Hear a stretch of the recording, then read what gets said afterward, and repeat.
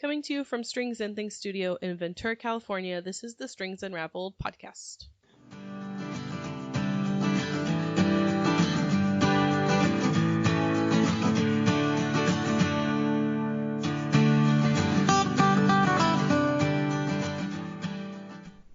How's everybody?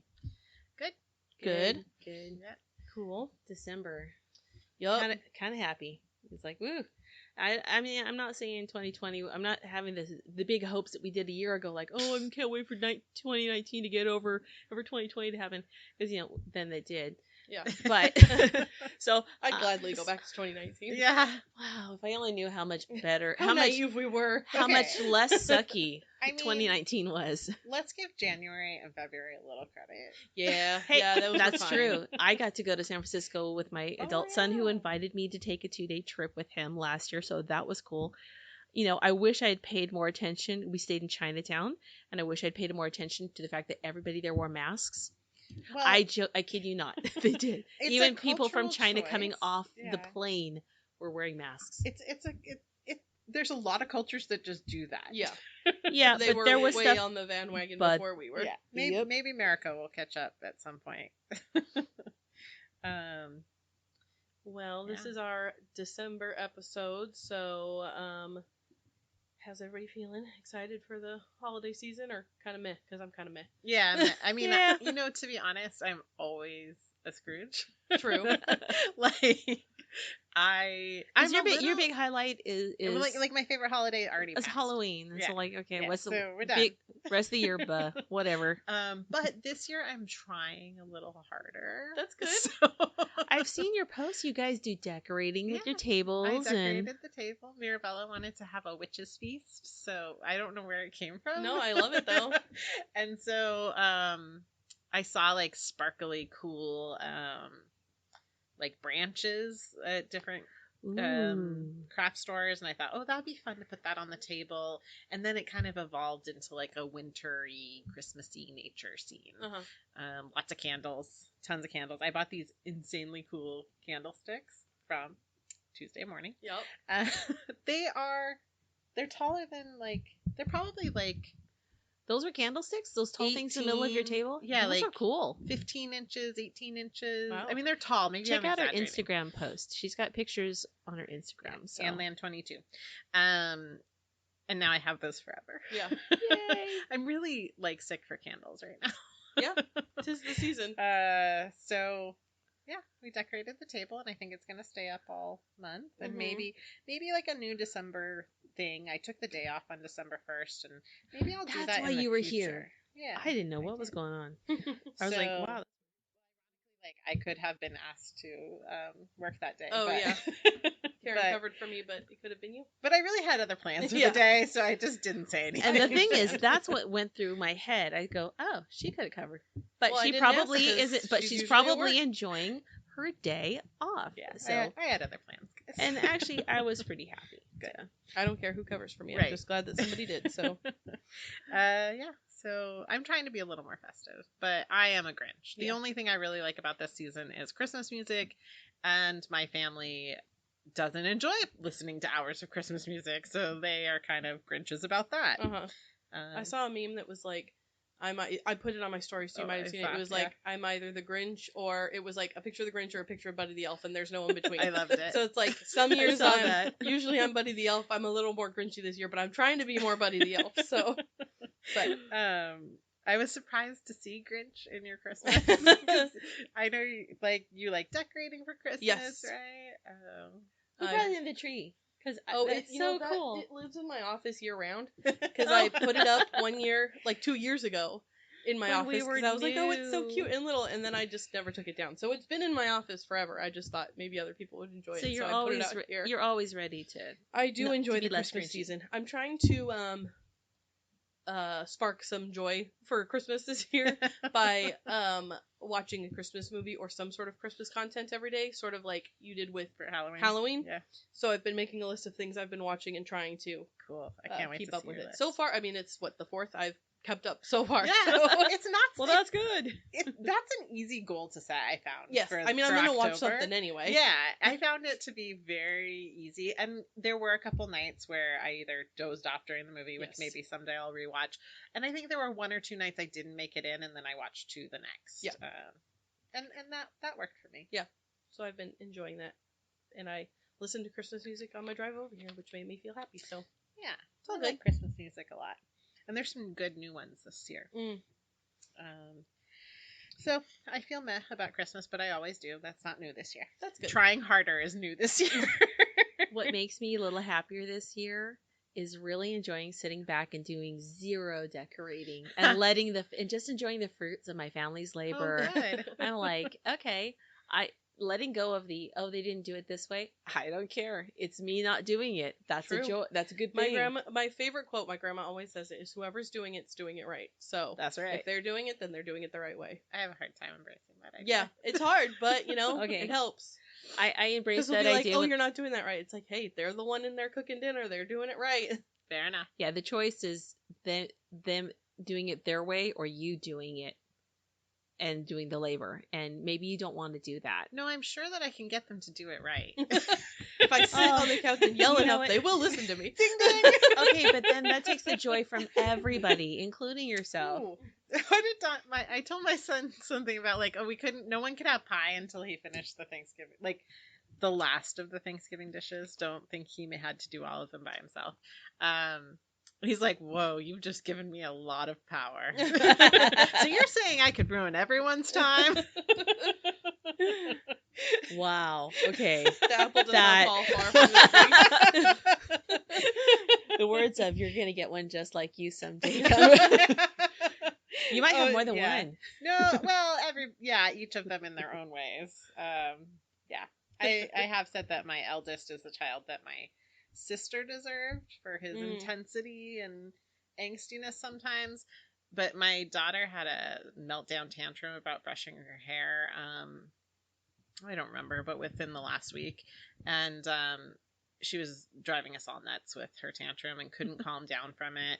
And Alexander said, "I'm so sorry for ever having acted that way." Mhm. I think that's the first adult apology I've gotten from him for his childhood. That's really kind of a point of growth when they start seeing themselves in the past. They have to Right. get to a certain age, a certain maturity before they see the world beyond their own immediate need and can see backwards. Sure. For me, that didn't really happen until the birth of my second child, so it was a lot later in life. Mhm. But Well, do we So- want to jump into what are we working on? Sure. What are you working on, Anne? So many things. Are we ready? I mean, do we have enough time for all this? Quick. well, we've probably got plenty of time since there's fewer FOs and a lot more F whips. So So currently I'm working on the drug of choice that Katie turned us all on. And I never knitted more Then than an she- inch. then You she are moved- welcome. then Is- she moved is to that a the new secret drug. to being a good dealer? I Is don't not know. partaking of yourself. I'm a trendsetter. I didn't follow the trend though because I'm way cooler than that. No. Anyway. I set the trend and then I move on to Yeah, the next thing. She's on to the newest. It's not because I'm lazy. No, Not at all. Well, I did take your heed your experience, I guess. I'm not doing it the 26 stitches per 4 inches. Right. I'm doing 24, and I just adjusted the size I'm making to match the outcome I want. Boy, I wish I had heard that part. You think it's only 2 stitches per 4 inches, but It makes a It's difference. a lot It of makes difference. it's a lot more difference. stitches every Lot of round. inches. So this is Miss Ziggy, and it's a big boxy, like not huge, but kind of like a boxy cropped sweater. Mhm. With drop shoulders and very cute. I got a little nervous about how my first color was working out because it does take the whole, it takes the most yarn. And every time I'd weigh it, it'd be like, okay, I can get 36 rows out of this and I need 38. Then I'd do like 10 more rows and be like, okay, I can get 28 rows out of this and I need 26. Okay, I'm good. And then Yeah. I'd do 10. And it would be like, no, it's teasing me too hard. And so I have this hot pink in my stash that I striped in the front and did Mhm. 2 stripes of each. And It'll be what it's my going to ribbon. be. Looks Mhm. Totally intentional. Thank you. And it was. Well, it was at Yes. some point. I thought it was a separate yarn altogether, so Yeah. there you go. So it's fun. And then I actually have another one in mind. It's a good pattern for all your rando. I bought this, or I'm not interested in these socks. I'm gonna rip this out. See what you can put together. What is that third color? This one? No, the one above it. The gray. This Yeah, one. yeah. This is a color by. It's the same as my next color. It is by Bumblebee. It's really pretty. Thank you, Bumblebee Acres Fiber Farm, and I think it was the Monster Mash. Okay. Was the colorway. It's very cute. Yeah. And then the next color is also by them. It's called Witch's Cauldron. It's bright and bold. Yes. The fourth color, It's got some which wonderful is not present. neon, but little pops of orange fun, and forest, and yeah. The next one I'm thinking about doing is very calm. It's like a soft muted gray, a mottled blackish charcoal gray, and then a bold one from Lemonade. Lemonade. What is The lemonade shop. The Lemonade Shop. It's Stitchy Witchy. And then I found this Madeline Tosh I had in my stash that's like so 3 out of the 4 were stashed. Nice. So anyway, it's a fun pattern. It's good, mindless, calm knitting. And the top is sort of interesting. I think there's an error in the top, but I got to take another look at, like, it's something about at the very beginning where you place your stitch markers. I was really confused at the beginning, and then I, like, because I was like, oh, I'll just cast on and get this going. And I was like, I have to think and, like, count and put markers. And then I found those markers you gave me that said, like, A, B, C or whatever, or 1, 2, 3, whatever they were. Yeah, I was wishing I had those which at corresponded home. to the pattern. Yeah, I was very lucky that they were at home and not here. That helped a lot. What I think the problem is she tells you put a stitch marker in and then come back to cast on for the left shoulder, and it's actually physically the right shoulder. Yeah, I remember some sort of confusion. So the instructions work out. They just verbally say no, because if you go to that marker and pick up the way she says, you're into the neckline. So it doesn't matter. People can sort it, and I want to take a better look at it before I say, man, this is a mistake. I wish I'd brought mine tonight, because then we could compare because I don't remember altering other than saying, oh, she means this, and it just... You might have just done that in your head and thought, oh, I just need to cast on over here and not even thought about it. Anyway. So that's super fun. That's what I'm kind of working on when I need something calm and quiet. I am working on the Stark Baking Mad shawl. Yep. I'm in the middle of Clue 2, which is pretty far behind. Awesome. Well, not as far behind as you think. So here's how my colors are turning out. Cute. So I'm using it's so pretty. It's so big. A really pretty red ultra alpaca fine. A Yoth yarn that's called Rosemary. And then... Was this also stash? Everything was stash. Nice. Yep. I stole this from a sweater I'm never going to finish. The red. There you go. The Yoth was going to be a weaving project, and that's just not happening right now. And it has been a good time to enjoy my stash. I have so much yarn. And this is like a real treat. I remember I bought it on the last day. Is it the purple? Yeah. It's, what is that yak company? Buffalo. Oh, No. It's the one that Marley Bird worked designed for the longest time. No idea. Bison, Bijou Ranch. Something like that. Yeah, Bijou Bison. Something like, put those words together in some form, and it's a yarn company. If you Google them, and they'll eventually come. I think I have the wrapper in my bag. And as long as you put the word yarn in there also. Yeah, otherwise yarn. You're going to get a lot of... Bijou Bison? Although Bison? they... Bison? I think it's bison. I think but they do actually also sell bison material. I'm too lazy. It's a yak and bison blend, and I remember trying to talk myself out of it and buying it on the last day. Like, it was the last booth we visited. Last day of Stitches. Oh, That's right. We both... I have yarn from that also that I'm going to repurpose into something else. It's going to run out. It's like 70 yards short of what the third color is supposed to be, so I have like something in mind. Seeing the finished pattern, I think there's an easy way that you could... Yeah, I don't think it's going to be a problem. I got a preview of the finish because Xenia is in the 4th clue. So it's fun. That's a fun I've intentionally not looked at the next clues because I got through clue 2, and then I saw what clue 3 was, and I said, meh. I think that's kind of what I do with Stephen West stuff. I might go back to it now that I've seen like the actual finished And just pulled a Oh, mystery how they- skein of some how they really pull Oh together? no, I purple know out of what her it is. stash. It's purple mystery actually. Whoa! It is a purple mystery. What is that mystery? Well, because one of the That things is I've been purple. trying to work on is Oh, it's I a gorgeous have dark purple. yeah, it's purple mystery from Malabrigo. It's Malabrigo Rio's purple mystery. Purple mystery. I didn't know it was in this bag, but I have that big granny square blanket I'm working on. That's like I'm doing 10 rounds on an H in Malabrigo Rios, and it's like this great treasure. Making a whole blanket out in Malabrigo has been a dream of mine. I would imagine that it sounds very luxurious.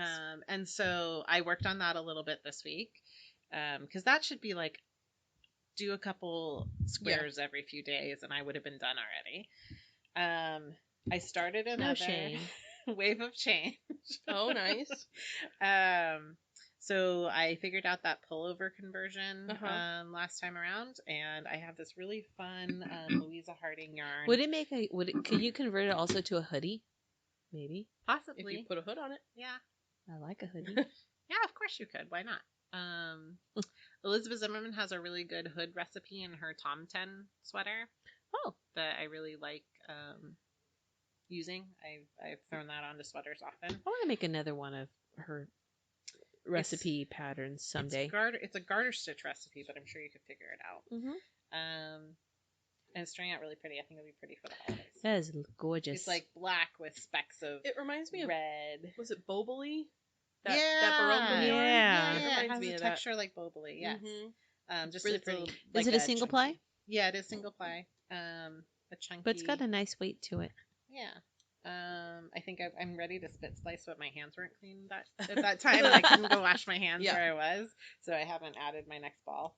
But I love this sweater because had I been working on it continuously since I started it about a week and a half ago, it would be done Yeah, it's fast. because it's so fast. I wouldn't know because I haven't finished the body yet. Well, you have to work on it continuously. It's in my. Yeah, you got to knit on it for it to be finished. Okay. What? I want the have knitting fairies to come to my house I only know, for don't we select all? things. Yeah, because you don't want to give up everything because the experience is the thing. Yeah. I guess they're not fairies. They would be. What is the story of the cobblers? Or maybe there were fairies. Oh, they're elves. Yeah. Elves. Yeah, Mhm. I want the knitting elves to come. Yeah.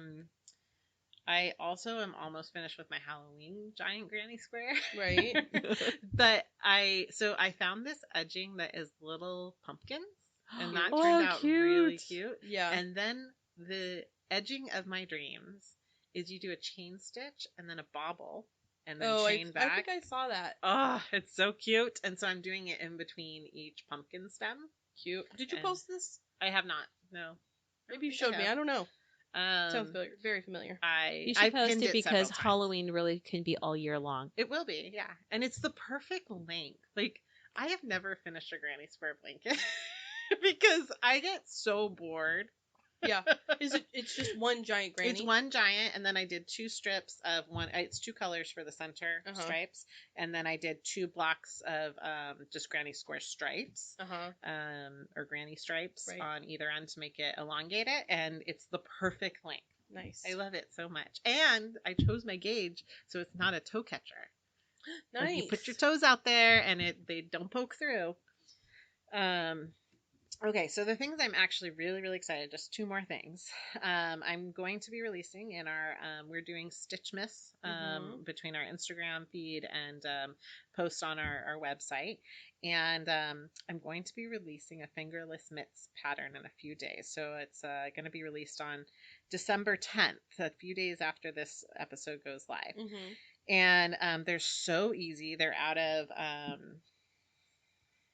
of sport weight yarn. I have used UU and Debbie Bliss Cashmerino, baby Cashmerino.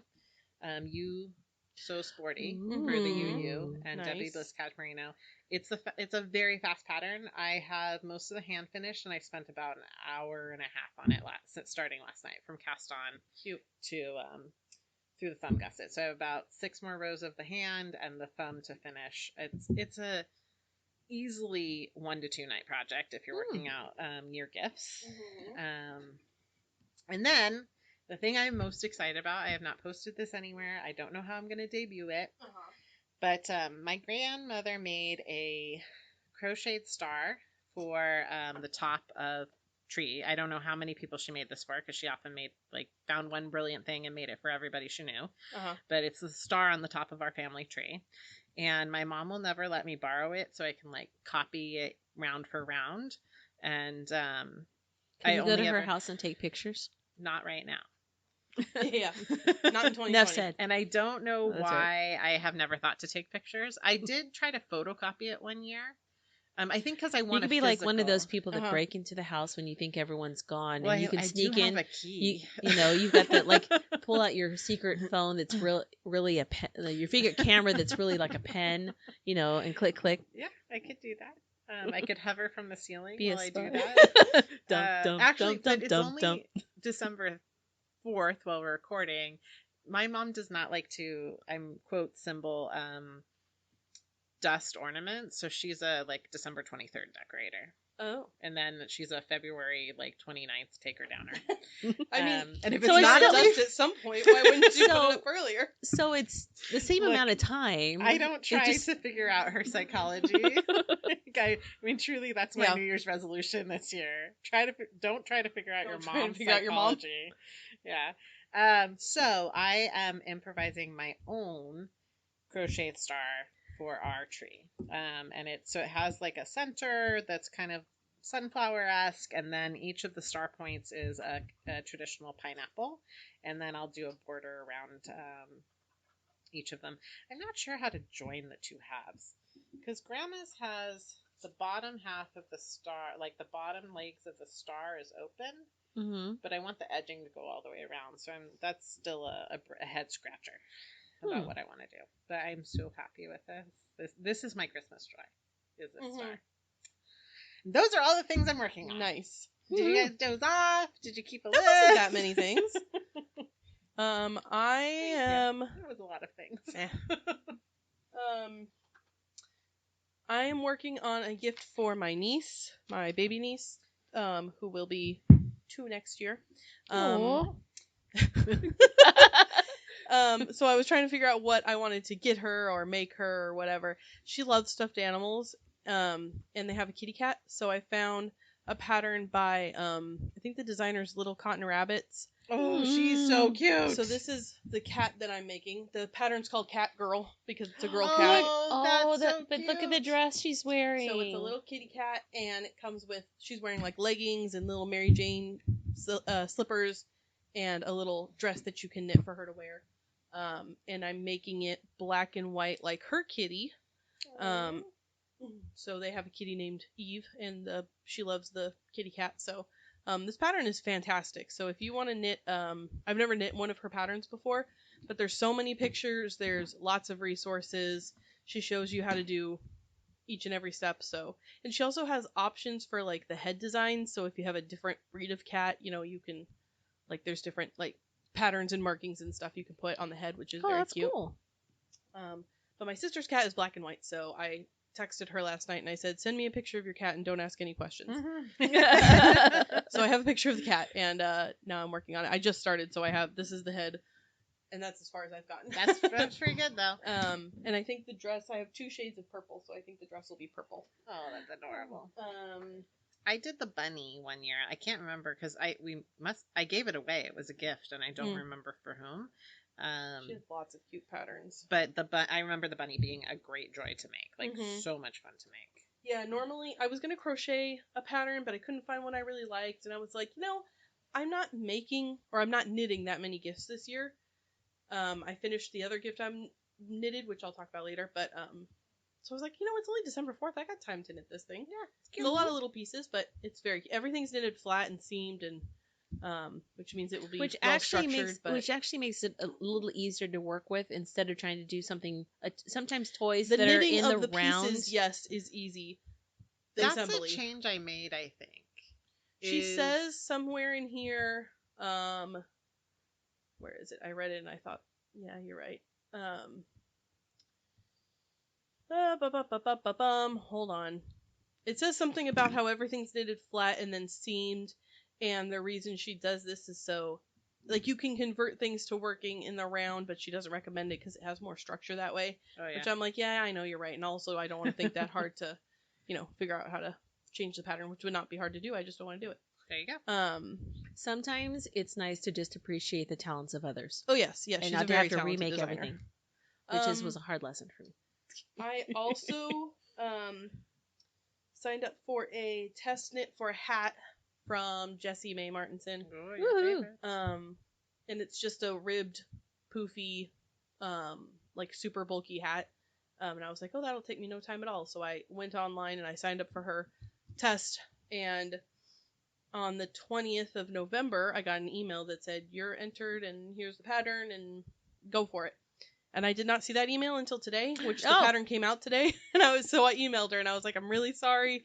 I didn't see this email. And she was like, you know what? I have plenty of testers and I know you've tested for me before. And also I don't pay that close of attention to who, returns my, the things or whatever. And I was like, I still want to make the hat. So, cause I felt bad. She sent me the pattern to test it and I didn't test it. So fortunately you have a connection with her already. So that helps. So I have yarn picked out for my stash that I might cast on for, if I don't want to think too hard about the cat while I'm talking tonight, I might cast on for that hat because it looks pretty simple. That's all I'm really working on as far as knitting goes. I have the fabric cut out and the supplies purchased for a duffel bag for part of James's Christmas present. Is it a cargo duffel? No, Okay. it's I've made this pattern a couple times before. It's called the Safari Duffel, and the pattern is from a website called Sew 4 Home, like the number 4. It's a free pattern on their website. It's a good pattern. I made it for myself, and I made it as a Christmas gift last year for someone else. And then my dad found an old army cot that was my grandpa's when they were cleaning stuff out, and so he cut the canvas off of it and gave it to me and said, make a duffel bag for James out of this. How awesome is that? And he asks me about it all the time. He's like, have you made James's duffel bag? And James is sitting there. He's like, yeah, have you made my duffel bag? And I'm like, I don't have time for this. So I'm going to make him his duffel bag finally. So I have the pieces cut out. I have to fudge the pattern a little bit. Plus it's stuff from your grandpa. Yes. So That's that makes it awesome. extra special. It's like this, army fatigue green. And I had to fudge the pattern a little to get it to work with the amount of fabric I had. And at 5 o'clock this morning when I couldn't sleep, I realized I did something wrong and I have to figure something out. Because pieces are already cut, but why is it that it always comes to you in the middle of the night? I was sitting there thinking about it. I'm like, oh, I needed to add another inch to that, otherwise it's not whatever. So I have that cut out, but I haven't sewn it yet. That'll be a project for maybe next week. That's a tomorrow project. Yeah, we'll see. That's pretty much all I'm currently working on.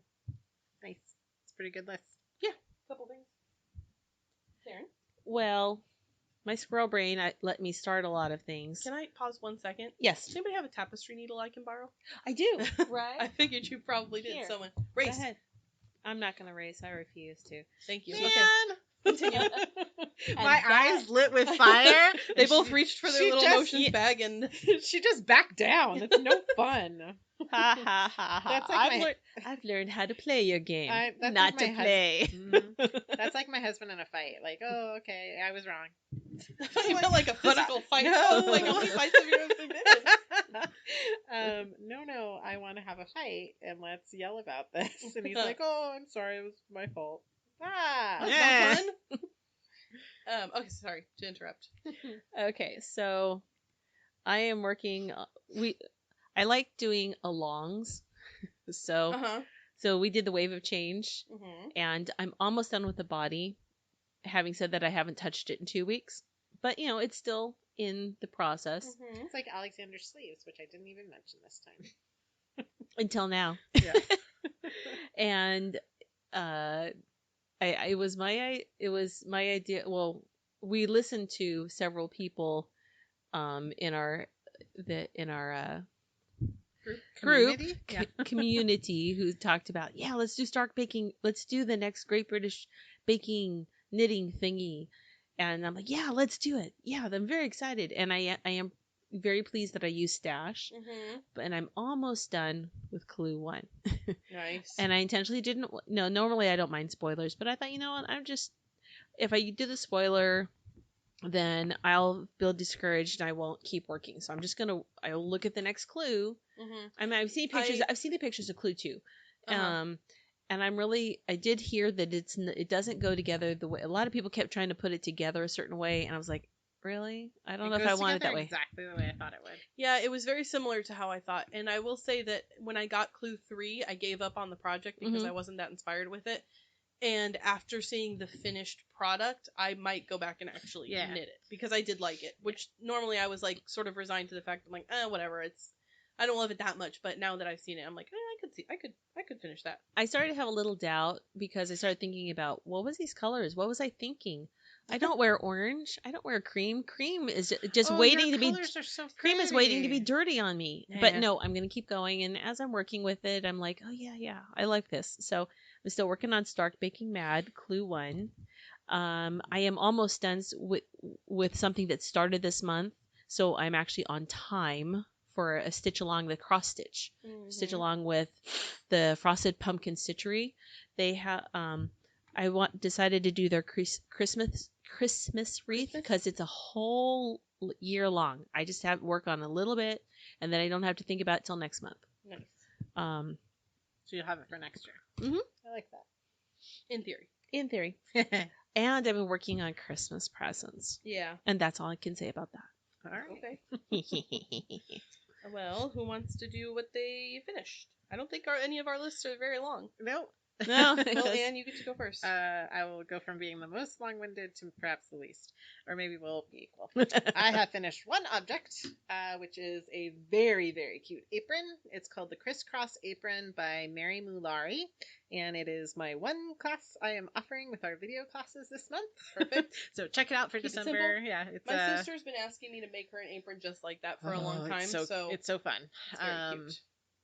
Yeah, it's reversible. It has big, deep pockets. It's very easy to put on. I find myself using it a lot, which I like aprons, and I like making them. But this one I've been using a lot since having finished it, and it's a really fun apron. The pattern is easy to get. You can get it at the Fabric Shop in Camarillo, or you can actually order it on Amazon Prime. Wow. It's a little, or you can order it directly from marymulari.com. It's like $11.50 or something on Amazon, but it's on Prime, so you will get it So very if you wanted fast. to make it in 2 days, you could. Yeah. So I was kind of impressed by that. That's awesome. But you can also get it here in Ventura County at the Fabric Shop, or directly from the designer. She seems really on it, but I'm not sure how quickly you get it from her website. I mean, probably just regular mail, right? Does she have a PDF? No, I was disappointed by that, but that's okay. I'm sure she has her reasons. She's been designing for a long, long time, so maybe she feels more comfortable with like her intellectual property. And whatever software she already has. Right. She has a system probably in place and probably doesn't want to. Who knows what her intention is? Right. So, but it's plenty available, which I was pleased by. And Yeah. And you don't have to worry about printing it and formatting it. It's very accessible. I was excited to see it on Prime. That's yeah. awesome. And I believe it's coming from her on Prime anyway. Right. So I double checked too. Having printed out a whole 50 to 100 page quilt pattern. Sometimes it's nice to have it right then and there, but also it's like, I got to do all this taping. It's a whole project. Well, the frustration yes. for that quilt thing is it was a PDF, and some pieces did need, it was a foundation paper piece. And I didn't even try to print it out myself. I sent it to the FedEx Kinkos or whatever they're called. They didn't format it right, and I ended up having to pay for it. I didn't realize it till after I paid for it that it was all wrong. And so after that, I thought, I'm just going to use this I still get the instruction of it, but when it comes to the individual months, I will, that was another thing that I signed up for in the fall for, that I'm on there. I just saw the email for month 6 or month 5, and I finished month 2. I'm really good at starting things. That's fine. I am so good at starting things. Yep, we understand. Yep. That's not. My eyes are just bigger than my Leo ability. Thing, though, not a Sagittarius thing. That's a what? A Leo thing, not a Sagittarius thing. What's a Sagittarius? I'm not a Sagittarius. Oh, you're Silence. Oh, you're a Capricorn. We had this conversation. Capricorns are finishers. What's the matter? That was a fight my mom always picked with my dad. Leos love to start things, which is myself and my dad and my sister. And Capricorns but your mom finish picked the things. fight with your dad? Yeah. She started. To start things? But she started. Well, I you thought gotta meant, start. like start something like. You gotta start something to finish something. Right. Well, yeah. So That Capricorns are good finishers. What's an Aries? I that has never Chaotic. ever been. Fight. You know what? That has never been true for me. I always have to push myself to finish things. I am not a completer. They like to pick fights. I am so happy I have 2 Aries at home. Does that mean it's my turn? Yeah. Okay. Yeah, that's pretty much everything. I knitted a pair of fingerless gloves for James for Christmas. Woohoo. Oh, so they're not the cute pink that was in the No, picture? those are not James's. That's the picture. I sent them a picture as reference, and it was from the pattern. The pattern is called the Knock Knock Convertible Mitts by Very Pink Knits. Oh, she's a good one. Yes, and she has great video tutorials for parts of the pattern, so I Where recommend did you it. find? Where did you get her pattern? I went on Ravelry and I looked for fingerless convertible mitts, and that's where I found it. I'm going to write that down. So it's like fingerless mitts that have the flip top mitten top. And her pattern I thought was pretty smart because she used plastic snaps to attach the mitten top to the mitten. Normally it has like a loop and like button closure, but she Does it pull weird on the yarn, or it just seems to? No, I meant to bring it with me, but I kind of packed up quick when I left the house and forgot to bring them. But no, it worked out really well. I used this. I didn't bring it, but I can show you a picture. I used this yarn that we bought in Alaska when we went there for our anniversary trip. There's the picture of them. Oh, I like that. It's So like they're green like and black. neon. I Well, love not neon, but I they're love the very little green. thumb tips. Striped green and black. That's the yarn did all the work. And Oh, I bought that's it from awesome. some. That's even better. Yes, it was like a little local dyer. I don't remember it was something about. I'm not gonna remember, but it was a little local dyer that we bought in somewhere in Alaska. I don't remember, but he wanted me to knit. No, I do remember that was in Skagway. So if you're the yarn person in Skagway that did that, thank you. I wish I could remember. It was something about a bee.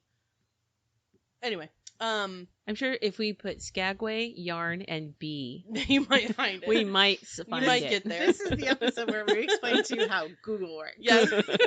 And key terms. James picked it out when we were there, and he was like, "Knit me socks out of this," and that was like, I don't know, 3 years ago, and I never did. But then I found the yarn in my stash, and I was like, "Oh, this is perfect," because he mentioned to me that he wanted new gloves for Christmas, and I was like, "Oh, look, I found it." Northern Bee Studio self-striping sock, and it wasn't even in Skagway; it was in Juneau. So I have a very, very bad memory. I bought it at Seaside Yarns Well, you got in the Juneau. state right. I put it in Ravelry when I bought it, so that was pretty good. It's an enormous state. Yeah, but the populated areas are not. No, yes, that's true. The colorway was called Sea Lettuce and black, so there you go. But I highly recommend the pattern.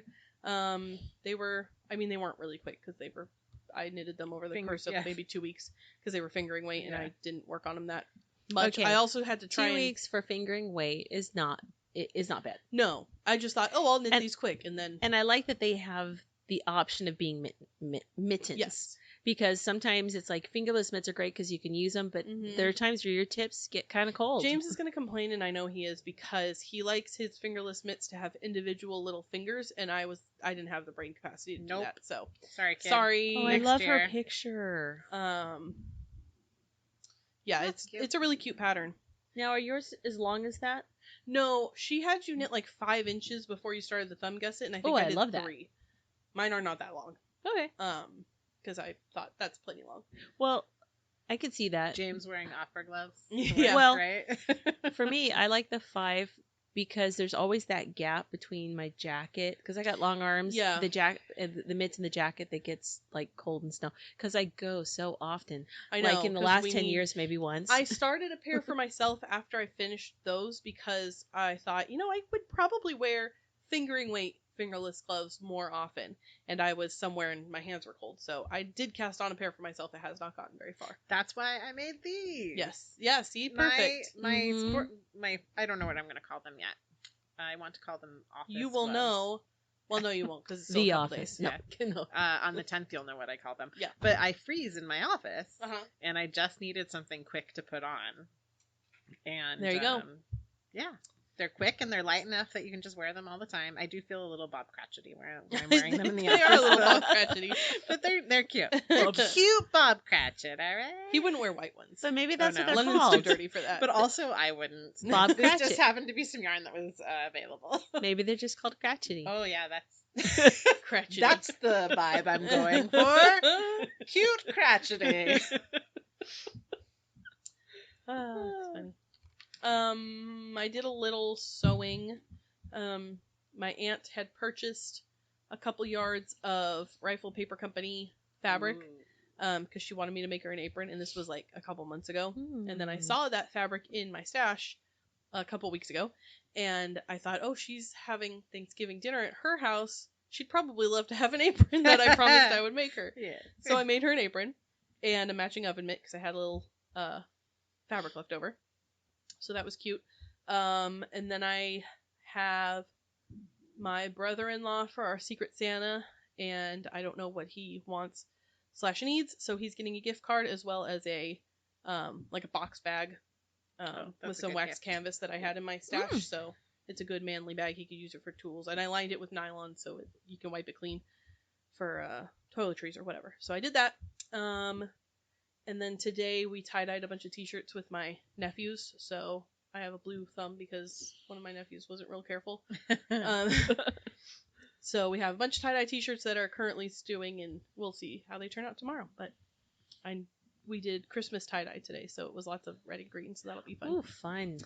And that's all the things that I have finished, I believe. I just want to say something really quick.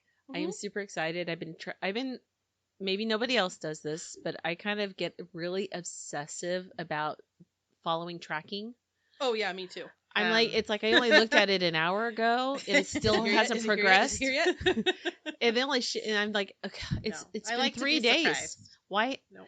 Okay, but when Melanated Fabrics, they're a new company out of San Diego, came out. I think they opened only like a month ago, maybe a couple months ago. They had their Black Friday sale, and I was holding off on, and so it delivered something, but of course I'm here, so I don't know yet. Oh, so you got to go home to see what. Yes, but I've got when I've got this is my carrot. This fabric is my carrot. Mm-hmm. When I've gotten through the tasks that I need to do before Christmas, which really I've only got a couple weeks worth of stuff, after a couple weeks, whatever's done is going to be done. But I've got stretch corduroy in ochre. Ooh, Look at that pretty. corduroy. Mm-hmm. Pretty. I think I'm gonna make Ooh. either the Those are pinafore from Helen, one of the Helen's Closets patterns, Uh-huh.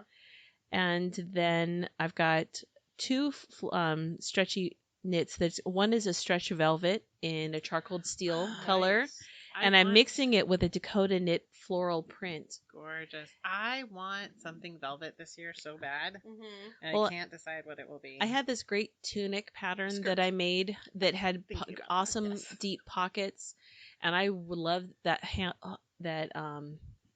homemade, handmade thing so much that I couldn't repair the holes. Mm. It became and that to me is like, okay, when you make a good pattern, I'm like, I'm gonna make that pattern again. Yeah, because I You missed wore that. it out. Only this time I'm gonna make it out of Mhm. I'm mixing my knits, so I have a floral and a velvet. It'd be so pretty. But Nice. it's gonna be Because it gorgeous. has like it almost like a raglan that goes though from all the way down to the hips. Oh, is it like purpley or? It was just like a charcoal gray, Okay, now I can picture and it. and it had pleats that I did not do well, but I will do better No, this I know time. exactly which one you're saying. Yeah. In fact, I'm not gonna pleat it. I'm just gonna gather it. Because it Then- was very cute on you, but I would stare at the pleats. You tell me they were just fine. But I would still stare at them. Thank you for lying to me. It was what she knew you needed to hear at the time. Yeah. Yeah. Yeah, and I can't guarantee that I'm not gonna mess that up. And since Well, you're just I'm gonna just use gonna a different gather it. technique. Uh-huh. Yeah.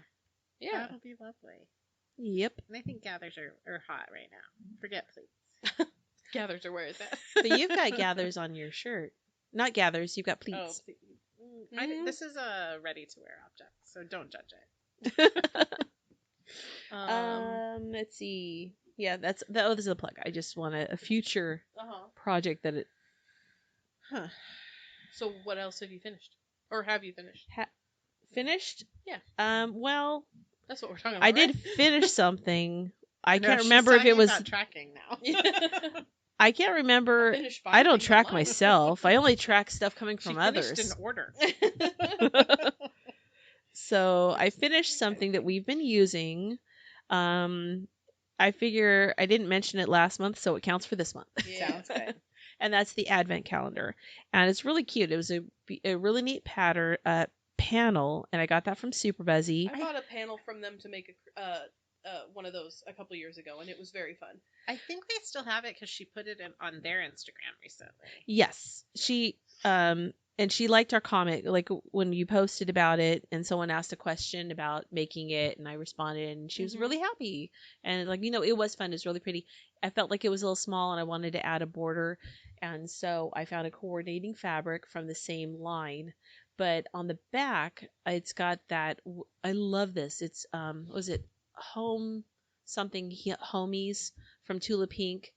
It has this look of wood print, Like Woodland Homies or woodland Oh, homies or uh-huh. something like that. Yeah, and so it looks like wood, but I actually did some piecing on the back because It looks very like mid-century retro Christmassy. Yes. Like, Yes. especially with that border, it almost looks like, I know the border is like supposed to be like a wood, but it almost looks like a zebra print. It's I like it a lot. Oh, good. And it's more like it. Yeah, it's reds and greens, but it has a lighter green to it that's almost lime, kind of like you said, kind of a '60s Christmas, Mm-hmm. but not quite '60s. I don't know. Avocado is the color name you're looking Avocado. Yeah. Yeah. Anyway, that would be the thing. So for. Well, Nice. we're using it every day in our Stitchmas posts. You can see pictures of it every day. I'm happy to see it It's get really used. Cute. I know that it would not be as welcome at home because the that would require me participating in the decorating, and I don't want to open myself up to that. So We have an advent calendar at home that's Santa Claus, and it's got all the pockets in his little belly.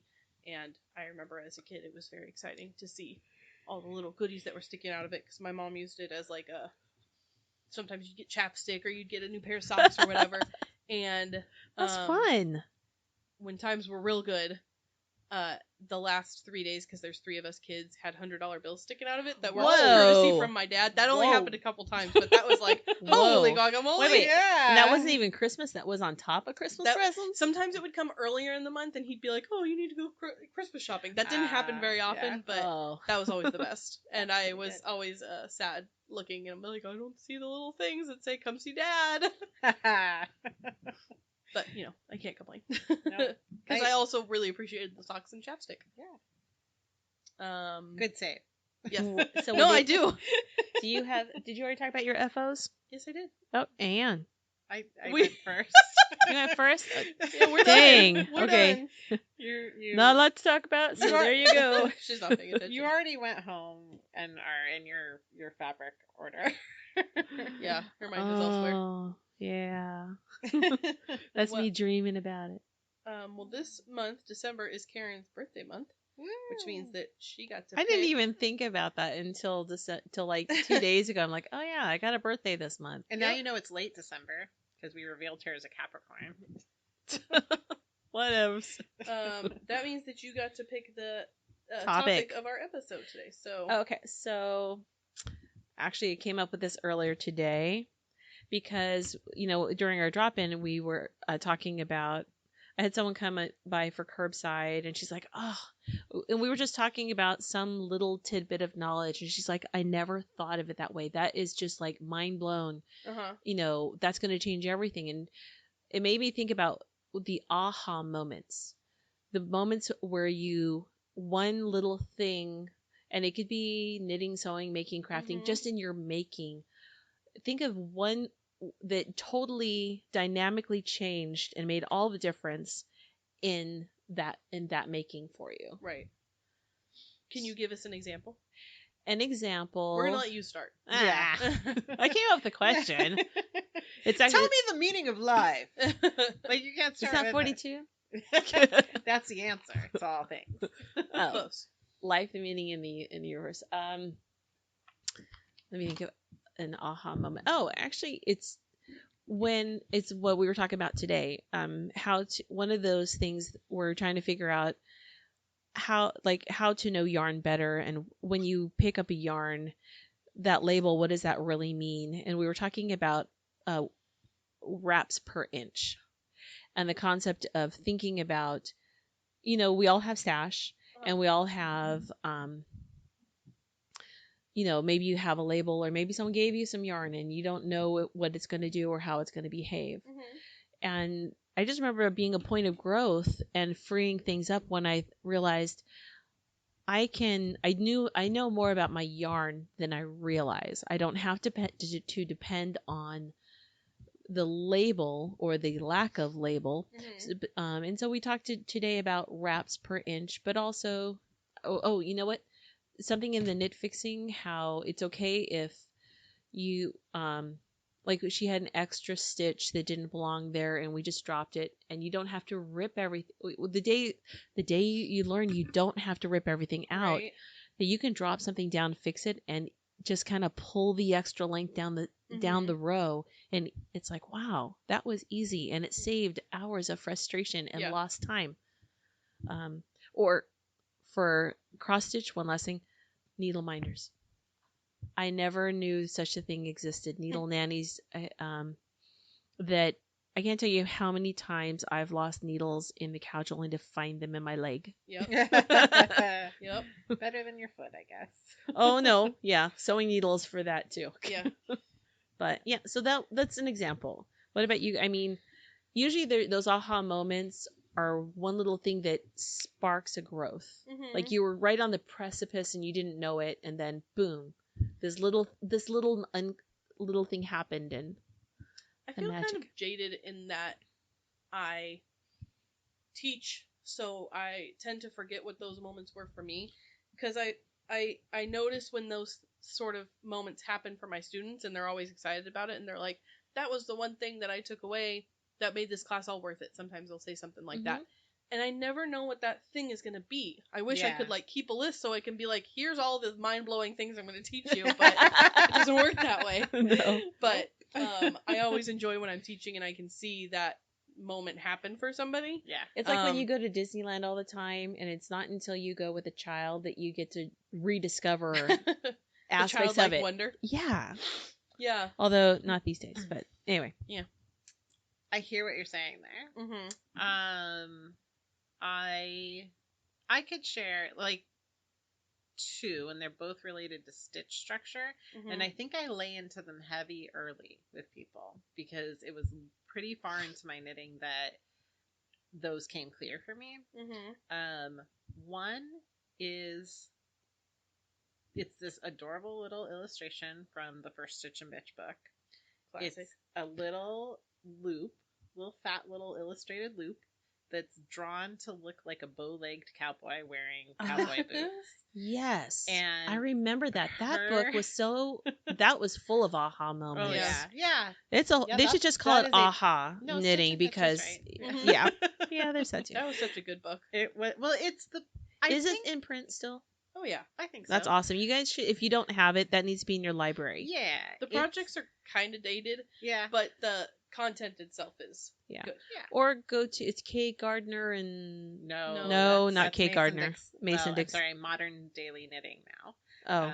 But their books are Mason Dixon Knitting. This is the Debbie title. Stoll or that's it. Right. That's it. Sorry, I apologize for. But she's really responsible. I mean, it's all of the same time, like around 2001 to 2003, when there's this renaissance of amazing knitting books that we have to credit for the knitting world we have now. It's true, because but Stitch and Bitch was really the that was my handbook when I was new. I learned so much about it, about knitting. That was like it was my beginner's handbook. There's this long time between, say, like the 1960s to 2000 when people were learning to knit, but it didn't have the explosive nature it had in the 2000s on into current time. But Stitch and Bitch and the approach to it and the writing of it, it's so conversationally written. And it's as important to me, those books, that because there's a whole series. I mean, the first one's the best one. Yeah. But Yeah. the others are I very agree. good too. I was almost in the Ooh. third one. I did not know Didn't that. work out though. Those books are fantastic, but the first one's the best. But I find them to be comparable to Elizabeth Zimmerman's writing, which is Mhm. Yeah. timeless Yeah. and conversational. Absolutely. And her books are full of aha moments for sure. I can't put my finger on one right now, Wait. per se. Wait. You talking about Easy? Elizabeth Zimmerman, yeah. Knitter's Almanac, I think. But I haven't finished my story. Oh, sorry. Well, So back to Stitch and Bitch. yeah. So the illustration of the bow-legged cowboy Stitch, Mhm. and how he's, I don't remember the exact verbiage, but I always imagine he's walking over to the fence and he's going to sit on the fence, and his right leg should always be forward on the fence. Uh-huh. And that's how you know if your stitch is sitting right on your needle. And it doesn't matter which side of your work you're looking at, the right leg sits forward. We have a copy! of it. Came Oh, right that's so over, there it is. awesome. I knew I had seen it recently. I love the back says Stitch happens. The other thing I think comes from another classic book. I think it's Knitting Made Easy, or oh goodness, it's a book. I'll have look. I know the author's name is Maggie, and it's about, she has a crochet one and a knitting one. Well, it's not a cowboy. It's a little guy. Oh, I always imagined him like a bow-legged cowboy. I mean, he you put a hat on him, he could be a cowboy, but he's just a little guy. I want to draw a hat on But him. isn't there something about Okay, sitting on it the says- fence? The thing to know is that the leg that's in the front should be the leg that's on the right side of the loop, blah, blah, blah. If your knitting and a stitch falls off your needle, it's super important that you put that gymnast back on the balance beam that way, with the leg on the right side in the front and the leg on the left side in the back. That has nothing to do with Cowboys. cowboys. No, it's a gymnast on a balance beam. Maybe No. this is a new edition and it used to say cowboy. No, I'll give you that. That's my brain. Okay, so I turned the gymnast into a bow-leg cowboy. Like, Maybe that was in a different book. No, No? I made this up. Okay. But it came from that illustration in the book. The other one is, I'm pretty sure this came from Knitting in Plain English by Maggie Righetti, which is another just good one to read. It's very beautifully written and conversationally written. And she talks about, I know she had to have knitted with my grandmother because she taught knitting at Woolworths in Orange County. And that's where my grandmother was buying her yarn. I mean, who knows which one in Orange County. It's a big place. But anyways, I've convinced myself that they knitted together at some point. So Maggie Righetti talks about how she would teach her knitting students to knit and then knit backwards before she would teach them to purl. Why? And that helped unlock the idea that there is only one stitch in knitting. There's the forward way to make it and the backward way to make it. Okay.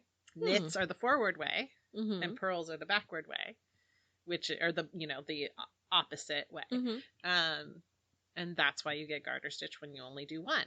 You have fronts and you have backs. You have Right. to mix them. It's always a little mysterious for people. Yes. And that one is one, it takes everybody a different amount of time to unlock that one. Yeah. But I love it when someone truly understands when they're seeing a knit versus seeing a purl. And Maggie Righetti, I think it's just in the first chapter in Knitting in Plain English, she made that so crystal and clear for me.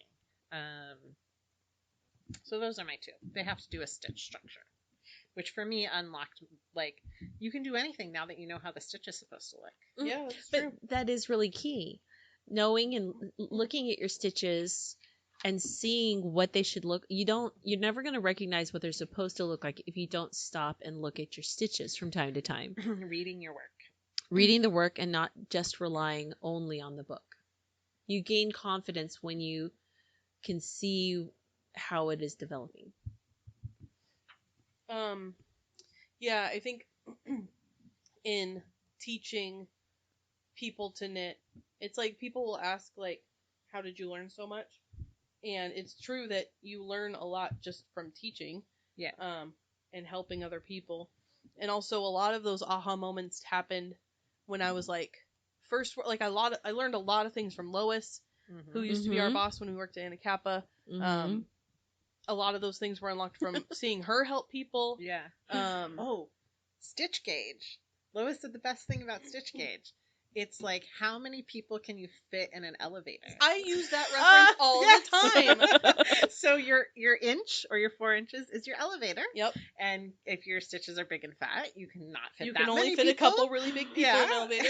And You if can they're fit a lot tiny, more You know small what? people in an How is elevator. it that I never heard that in all the years I was? I just Yeah, because I you know forgot why? she said that. Because a lot of times we didn't. I worked the weekends, and she had the weekend off. Sometimes on Sundays. I think that also might be referenced in the materials that she gave me when she let me start teaching the Knit Fixes class. She's like, you take this now, and that might have been in there. I don't remember. Oh, She passed that's it on. another like brain buster that Lois get. Because one time I had to step in and teach Knit Fixes because like you were sick and she had to go or something happened, and I was just like presented with it that afternoon that I'd be teaching Knit Fixes. Here you Like, go. of course, I appreciate you covering for me. I don't know if it was you per se, but like Yeah. it feels like it was in the time it had been handed to you. Mm-hmm. Anyway, because that was like a big thing to like. Yeah. That's as important as beginning knitting. Yes. Taking Knit Fixes. Yep. Although I will say, if you are a new knitter, please don't take Knit Fixes until you have Immediately. some experience. Yeah. People want to take beginning knitting, Knit Fixes 1, Knit Fixes 2 right off the bat, and you will not get anything out of it. I think you can get a little, but a little lot, out of the first one. Yeah, a lot is going to go over your head. Yes. So a lot Anyway. of people would find themselves taking that class twice. Knit Yes. Fixes It makes more sense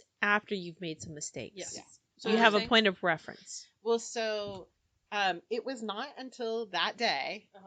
that I came to learn that you should slip stitches in a decrease knitwise. Oh. I remember having that aha moment now that you mentioned that, and I remember That was life changing to the quality of my and to understanding why And why? and how you use different left leaning, right leaning, center double decreases, knit 3 together versus like that was boom. I remember that specific moment. Yeah, when I mind was blown. Yeah. I was on a cruise. We did the Sea Socks cruise, my mom and I, which was like I had just graduated high school, so it must have been like 2007 because I think I was in college. And my mom and I went on this cruise with my grandma, and it was like all about knitting socks. That sounds awesome. And I remember I brought a pair of socks to knit with me, and I remember thinking, why do my decreases not look like everybody else's? My SSKs look different. And then somebody mentioned one of the teachers in the class mentioned something, and I was like, wait a minute, like I've been doing this wrong for how many years? I mean, not that many, like 2 or 3 at that point, but still. It had gone like a long time for me. Yeah. And it was sort of like Lois giving, I feel like the look she was giving was like, wow. Seriously, Anne? I pay you to teach knitting. That's so funny that you But, mentioned that because I remember that specifically. Yeah. I remember because I had 2 socks. One of them was done correctly on the toe decreases. One of them was not because that was like before and after I learned that I was doing it wrong. That's so funny. Yeah, that was an important one. Yeah. Got any more, Karen, for you? I'm trying to think of like sewing instances. Oh yeah. Well, zipper foots, how important they are. Yes, having the right foot really makes a difference. There's just like anything, having the right tool. Sure, a butter knife can be a screwdriver, but it doesn't always work. So maybe having but then the right you actually tool. use a screwdriver and you're like, wow, what was I doing with that stupid butter knife? Yeah. But there's something to be said for the ingenuity of making the butter knife do that 100%. job too. Yeah. Sometimes it's all you have. But when you need a Phillips, a butter knife doesn't really work. No. Sewing wise, I had a sewing one kind of recently in the go last for it. couple years. To also, so when I gather, I always change the stitch length to the biggest stitch length. Right. But I met someone who was doing the tension all the way off too.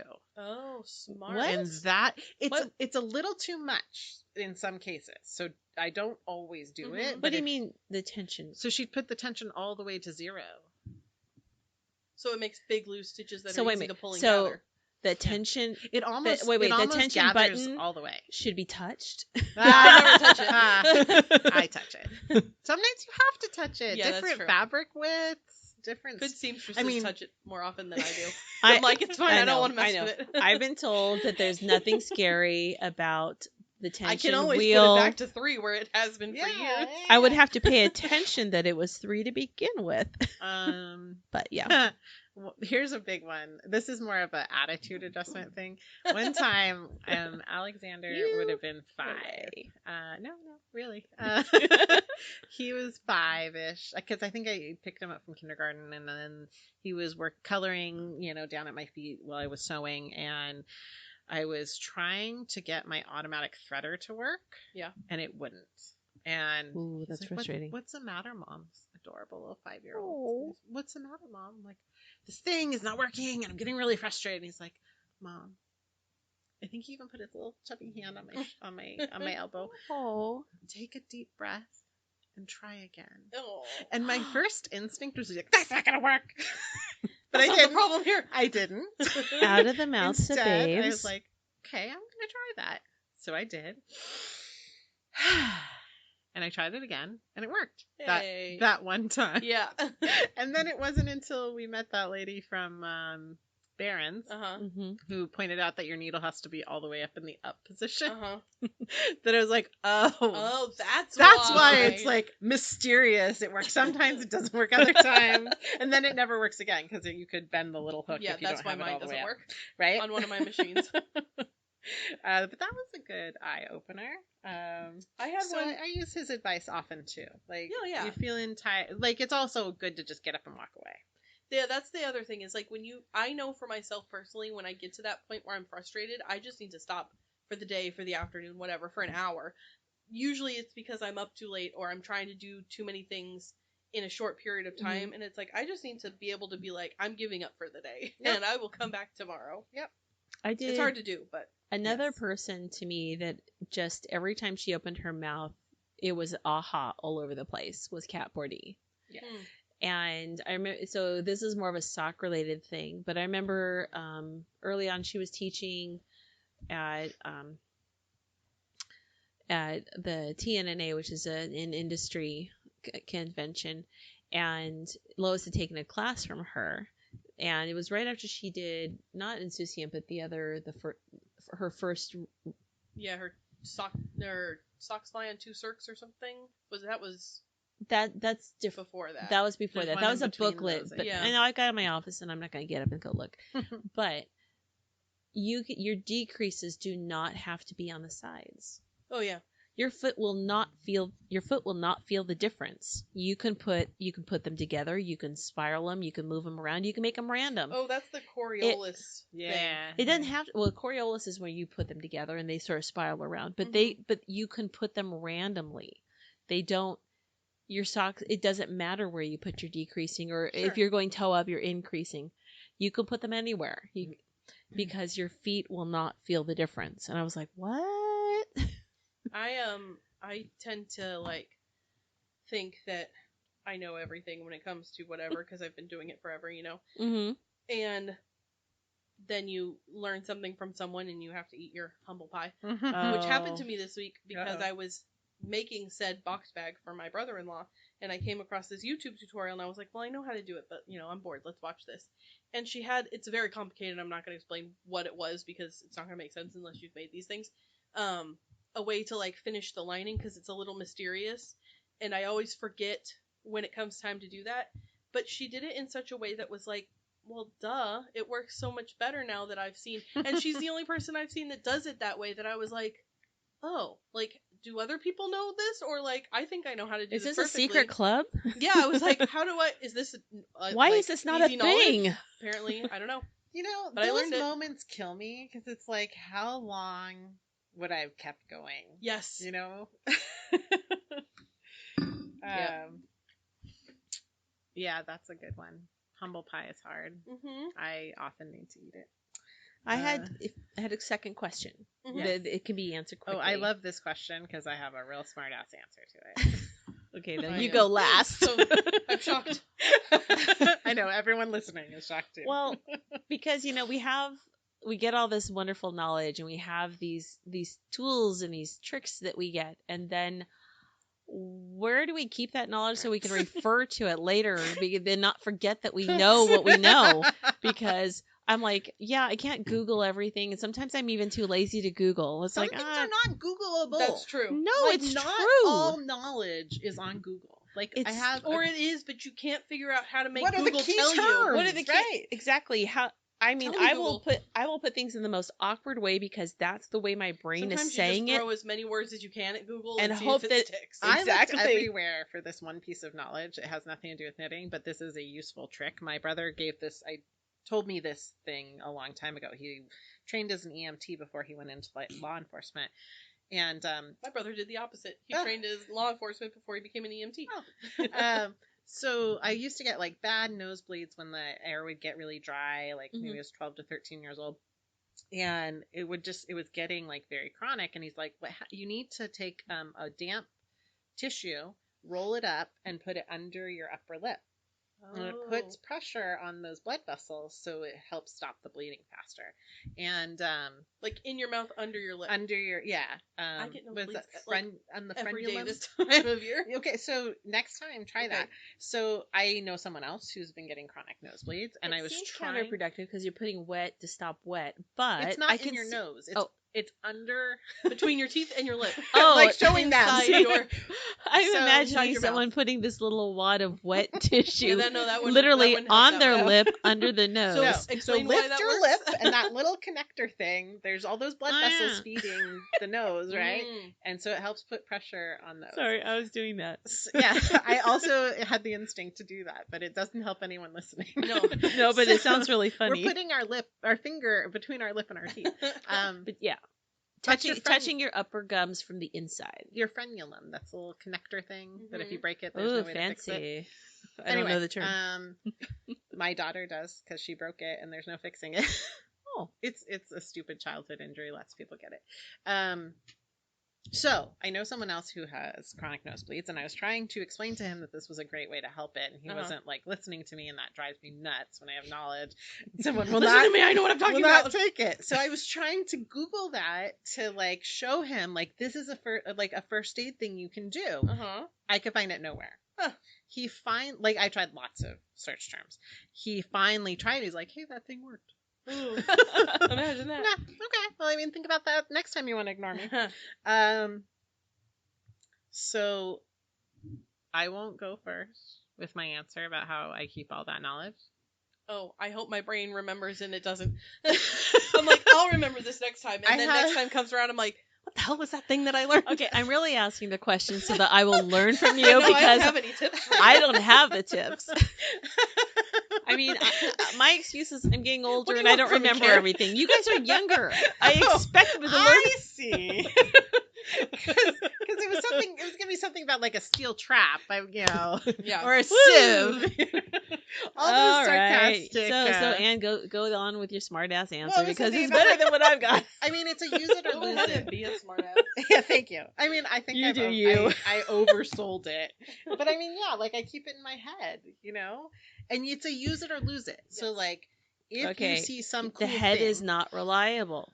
well, It takes me making That's the why you're mistake saying and forgetting use it about 4 to 5 times before it sticks. And That's I like the use it. Well, that's the Yeah. privilege we have as teachers. is making that Is mistake. that when you learn Oh, something I or have an hear answer. something, Yeah. If you learn something cool, I'll tell it to one of you two, and then we have like hive brain, and maybe one of you will remember. there you go, ding ding. Also, it this does actually help. this is now a record. Yes. Okay, so we have just organized this in episode what 28. I have no idea what Entitled- episode we are. Aha moments and how to keep them. This is episode 29. Okay, so episode 29 is now our marker for some of our aha moments. And if we forget, you might remember, so tell us. Yeah. So, yeah, you use it or you lose it. Yeah. So we have that privilege as teachers to, when I have something cool, like the little cowboy. Yeah, not a cowboy. It's a gymnast. The cowboy walking around. I sort of now remember trying to change it purposefully so I could use my own words now. Mhm. Like Adios Lefty. Yeah, well, Adios That's Lefty is mine. That's an Annism. Oh, yeah, that's why it's all connected. Because I imagine that my stitches are like these bad Adios. Italian Western characters. Like a bad hombre? Yeah, yes. It's a bad And like when you're binding off, goodbye forever. You're Yeah. done with him, Anyway, So I have this whole Western motif in my internal life in my knit stitches. Do you have a rhyme that's like, when Nope. you go in the front door, Nope. around the back? You gotta invent one. I like that though. I should. Oh. though. Yes? Going back to Stitchin' Bitch, Yeah.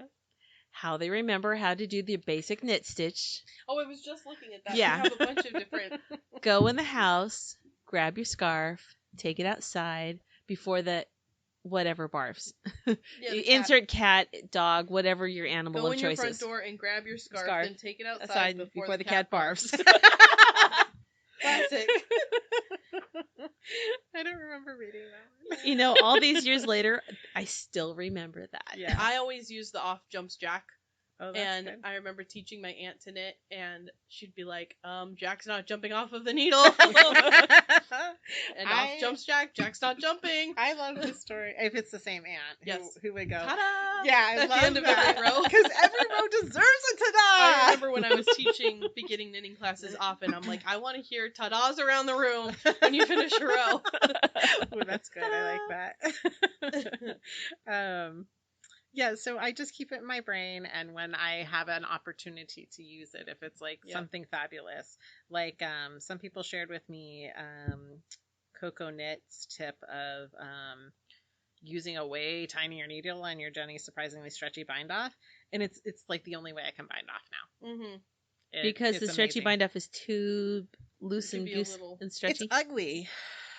It's ugly when it's just sitting, and so I wonder, because I don't know her, and I have not had the privilege of taking any of her classes, if she like also hates that it's ugly when it's just sitting when you use the same size needle, and maybe she was trying to, because her design aesthetic is so beautiful and elegant, that maybe she was trying to solve the ugly Finesse problem it a little bit. Yeah, that makes so sense. it ends up being just as stretchy, if not stretchier. Mm-hmm. It's so Counter counterintuitive on a I smaller love needle. the contrary nature of it. It suits me so well, and it's very effective. Also. I remember you doing that in the back of a car with a tapestry with needle a once. tapestry needle. Oh, Yep. I was thinking about Back that when weekend we used to recently. travel. Yeah. Also, one person that I was thinking of this morning before I knew this would be what we were talking about is what's Barbara's last name? Selznick? Yes, Barbara Selznick. Keep it simple. Who has passed away. And she had a lot of really cool ideas. Mhm. I was Yeah. because I'm writing out the mitt pattern, and I was thinking about like I want to like say this, but it's not really part of the pattern. And I remember I think she used to say hot tip in her pattern. Yeah. Yeah, it's like a yeah. little Hot tip. sidebar. Yep. And I was thinking maybe I'll revive Barbara's hot tip. Hot tip. She used to have a tip that she said, never cut your yarn. What? Okay, tell me more. What? And I gotta say, I didn't agree with it because clearly she was not working with cotton. Have you tried to tear cotton? It hurts your hands. Why wouldn't you cut it? Oh, not. But she had a okay. reason for it, and I never. I thought you meant like leave it attached just in case you needed no, it. Right, that's how when I you're heard done it with your first. yarn and Snap you need it with your hand and not Yeah, with it your was- scissors. snap it. Maybe I do that if I can't find my scissors, but not with cotton. But it might have Not something with to. cotton. Okay, No, if it doesn't give on the first like tug and I'm hurting my hand, I stop. Yeah. but I think don't use your possibly because. I mean, when you are, it might do something or stretch the other ends out where they kind of poof a little bit so that when Huh. you go to weave them in, they might stick better. She was a very meticulous weaver inner. Remember the cute little girl who was next It's door? true because Yes. she didn't, because I would sample knit for her and she just said, I'll pay you, Yeah. but Oh, I do did that not too. weave Weave in the ends. Mhm. So Because we were if you sitting do, at I'm the just going to table. undo it. We were And sitting at this table, Uh-huh. and the cute little girl from the packaging store next door. Yeah. What's her Kelsey? Kelsey. Yeah, I want to she say was so Kylie, but that sweet, wasn't and right. she's probably like 20 now. I'm sure. She's probably married. Oh, she's such a good girl. Anyway, if you listen, Kelsey, oh, that'd make me so happy. Anyways, Kelsey was learning to knit, and she asked Barbara if she had any tips about weaving and ends, and Barbara went into a very like detailed description of basically doing duplicate stitch on the back That's side. what I do. Oh no, I do. It's like second nature now that's what I do most of the time in stockinette stitch. Yep. But I'm sure I don't go as far as she does. I was curious what you do because Mindy was saying after your knitting tips class, but like she's been weaving in ends wrong forever. I don't know like, if I even included that in that. Really? So Okay. I do follow I call it following the path of the yarn, Yeah, but I I do that. don't make it exact because that creates bulk and can create a stiff spot on the back when you go to block it. Yeah, it depends But on the then, thing. and Yeah. It also depends on how lazy I'm feeling. yeah, I might block it. Sometimes I just go straight and I'm like, good enough. Lazy's at 11 for me. Oh, yeah. I don't know if it's lazy, just alternatively minded. No, it's lazy in my mind. Yeah. Okay, yeah. But Barbara was also the influence in my encouraging people to put repetitive patterns on cards. That's Yeah, I what was going to say that was Yeah. a Barbara thing. Yeah, and it's Yep. the 'Cause best I remember thing. that. It's the best thing. And by repetitive patterns, now there's a way of storing that knowledge. You're putting it in, you're putting it on 3x5 cards.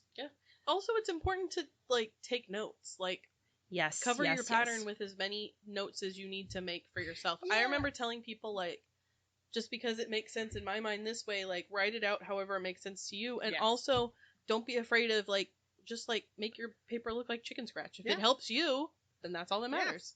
It's not like I an remember someone would archival ask me book. like, should I write this down? I'm like, Yeah. if you think you need to, But write you it know down. what? Even the Then that wasn't a trick. Look, It's even- like, if no. you think you need to. So Yeah, even please if do. you don't refer to that note again, the act of physically writing it is Yes. another way of storing it, that information That's into my- your brain. that's definitely another example of me being like, I don't need to write it down. I'll remember. No. Write it down. Past If Anne you has ask- screwed future Anne over so many times by Yep. not writing it down or not writing it You down. know, at the well. point where you're asking yourself if you should, you know the answer. Right. The answer When I is hear always myself yes. saying or thinking, I'll remember this. You that's know when you I won't. Stop. Or it's like when you put your keys or something somewhere weird, and you're like, Oh. I'll remember because this is a weird place that No. I put this thing. No, And then no, it's no, like, no. oh no, what have I done? You're never finding. No. You're never finding this. I'm keys never again. leaving. I am self-quarantined now.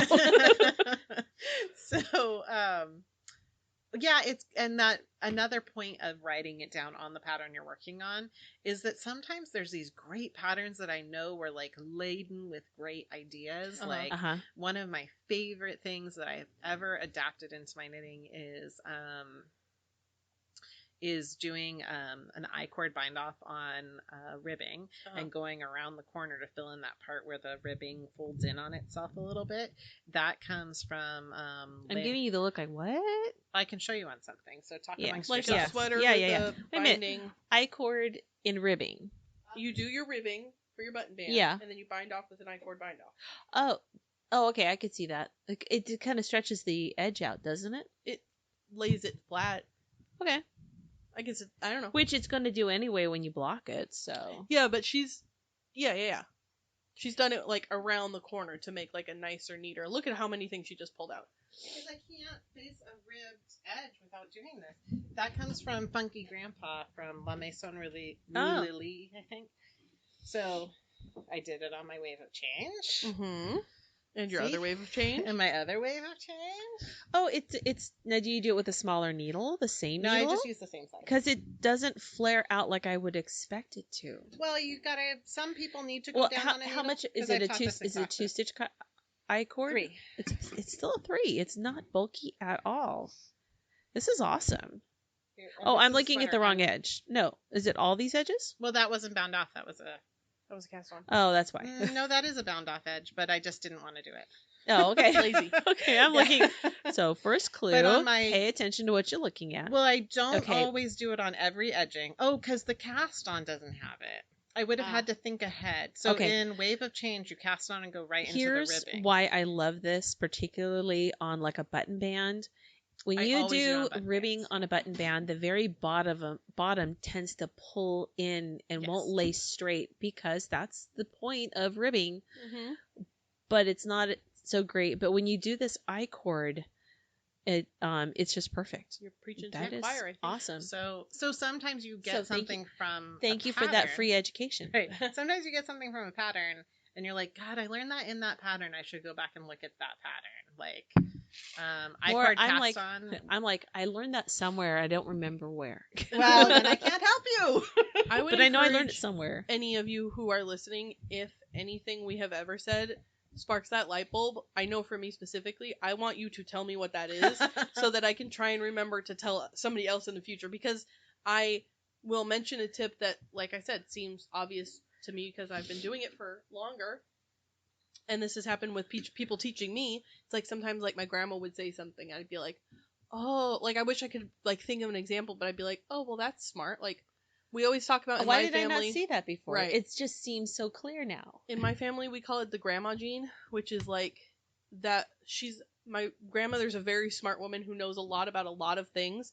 Absolutely. And is always coming up with a very like easy way to do something that, why didn't I think of that?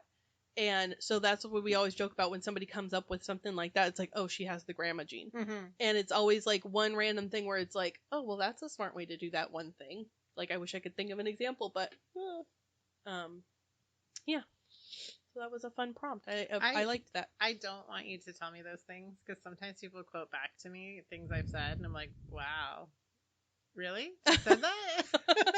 Okay, don't tell Ann. You can tell me. It startles me. I like to know when I say smart things because sometimes I forget. Oh yeah, sometimes someone will be like, oh yeah, you said that. I'm like, wow, look how smart I am. I know. I'm getting credit for doing something brilliant, and I still have no memory. But Sometimes whatever, I'll I'm going to look take back that. at something I'm that going to I say because someone made, told me. or like something I designed. I'm like, wow, I was really smart way back when. How did I think of that? Like when I was renovating the pattern for the Grant Park hat. And someone was like, how did you come up with that? I was like, I don't know, but I was really thinking that day. I was on fire. I know. I don't think my brain could do that this year, but you never know. Yeah, you can't question brilliance. Nope. The spark of genius, and when it happens, you just got to follow it and So, hold on tight. My youngest son feels like that because we are unconsciously influenced by other people around us, yeah, that there's not really original thought, that we are always building upon something else, whether we're conscious of it or not. Probably. And that's probably true, but I think that's just how we grow. Yeah, I mean, there's nothing new under the sun. Yep. That's what they say. Yep.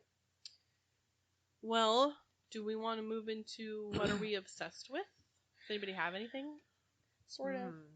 You go can go for it. first. She has a list this time. I like it. Well, it's more of a little thing. So, obsessions.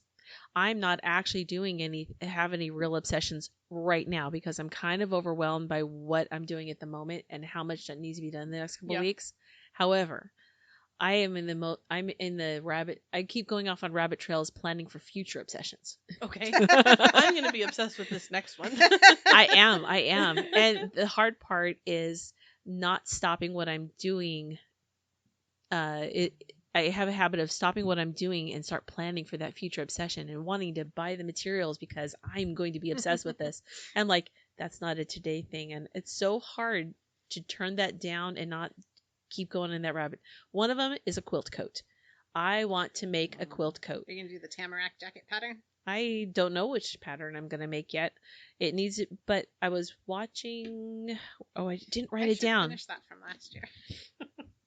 There's a gal that I just saw today. To make that. It's not just cutting up a quilt. You can buy a quilt and cut it, but she recommends. That hurts my soul a little bit because you're wasting. So there was a gal, I'll find her, that talks about planning your little quilt, and even if it's just a bunch of half square triangles or just a bunch of squares sewn together, you trace out your pattern, and like if you have like two fronts, make the fronts fit on one piece and only put as many squares or as many quilting portions as you need to make those pieces. Yeah. And one of the reasons, and if you make your fronts go together, then the colors line up and match together too. You don't have to, you're not having to worry about cutting out a set with the fabric. You're making your own with the fabric. If that's important to you. Well, I mean, like, you might not want it. You might want an asymmetrical appearance. You might. The other thing is paper flowers. I already bought. Okay, that one I did go down that rabbit hole, and I already bought the kit and the supplies. So, pink and posy. There's some. If you look up the English Rose Garden flowers, they're gorgeous, and it's crepe paper. It is a collaboration between The Sorry. Mint Gardener and Pink and Posy. One is Sarah Simon, and the other is Quinn Nguyen. It's a fun name. it's a Vietnamese spelling for all that. So, one takes the strips of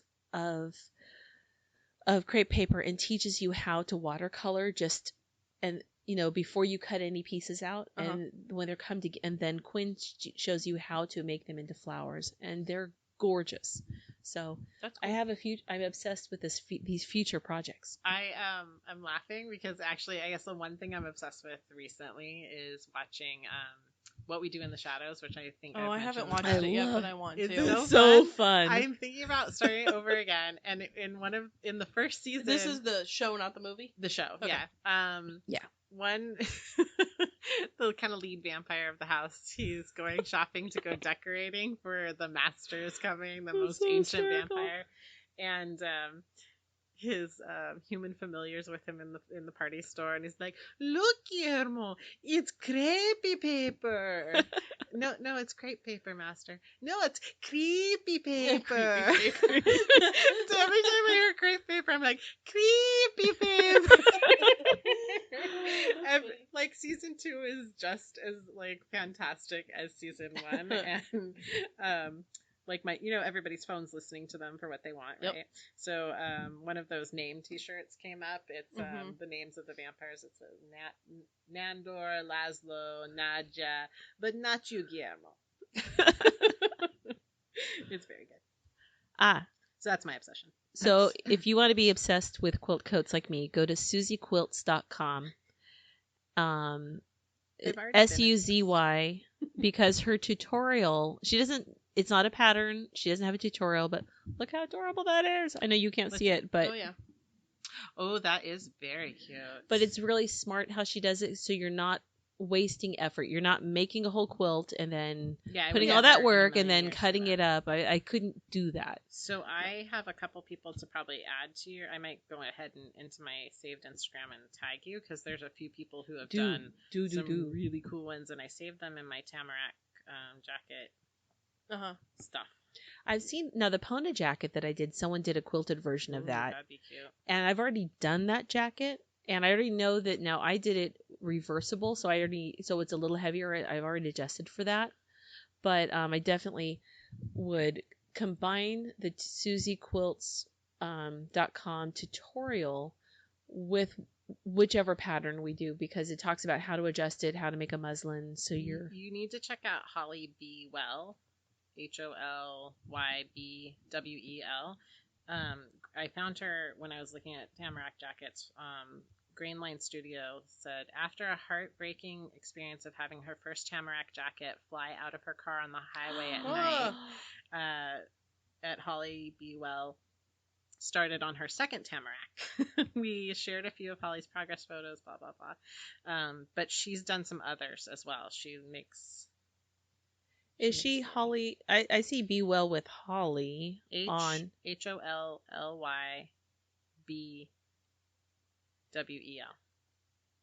only one L? One L. Oh, Holly Bell. No, Be Well. No, I'm not finding her. But okay, Anyway, tag her. I'm gonna tag you. Yeah. Tag me. And so she made another one. I think she hand sewed it all, which was part It looks of like the... Buell. Like it rhymes with Jewel. It's B, like B is in the letter. I'm sorry. Holly, letter B. Oh, look at WEL. that vest. That is so cool. So I feel you on that obsession. Oh, yeah. I've been there, done that, though. So. You done a quilted jacket? I've been obsessed I haven't with it. finished it, but I'm not a quilt, but a quilted jacket. Because that aesthetic wasn't where I was at, but I admire the people who've been doing it, and I think yours will probably be wonderful. It reminds me too much of the log cabin jacket that my grandma made my mom. And I couldn't do it. I think Can't go color. there. I think color choices and placement of fabrics could make the difference for me. Yeah. So And also Anyway. like textures, like the fabric itself, I think Oh, can make a yeah. big difference.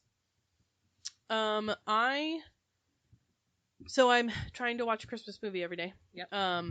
So I went on Netflix the other day and I was just scrolling through what they had to offer me. and I found something called Dash and Lily. I love it. So it's so good. I pulled it up and I turned it on and I was like, this is adorable. I'll watch this. And then half an hour later it was over and I was like, well, that was a weird movie. And then I realized it's actually a series. It's not a movie, which I didn't recognize.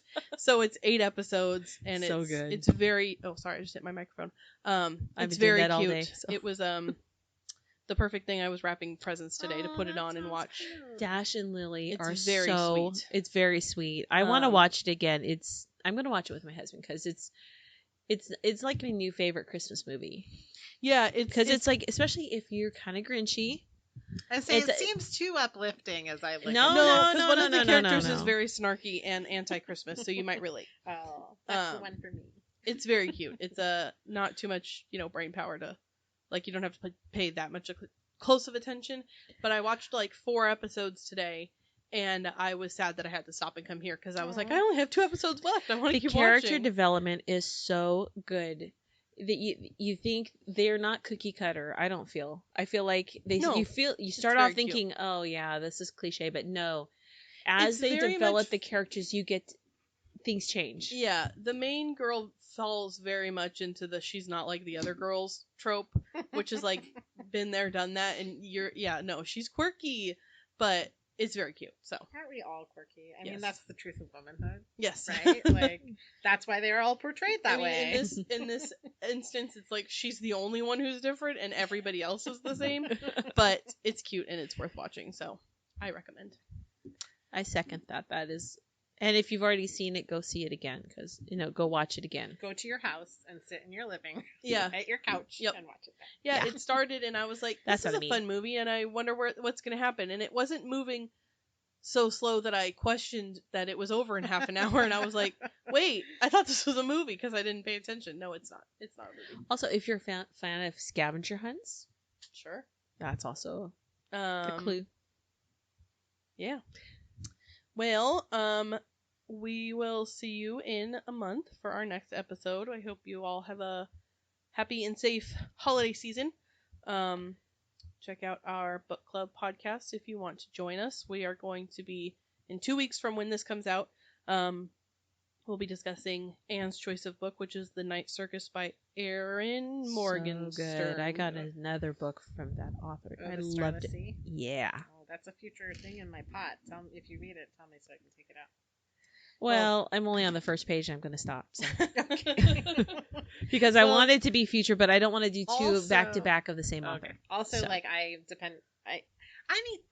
listen to it, I'm done. But I'm gonna read it because I have the physical copy because there's some nuances I think I missed just listening. I will admit I have not started it. You Woohoo! should start So soon. I 'cause will. Remember, it's a 13-hour Yeah, one. yeah. I know. It was hard to put down, though. Okay. It was. You might like it better than I, who chose it. I don't dislike it. I did enjoy it. It was very good. Well, you can look for that if you want to read and listen along with us.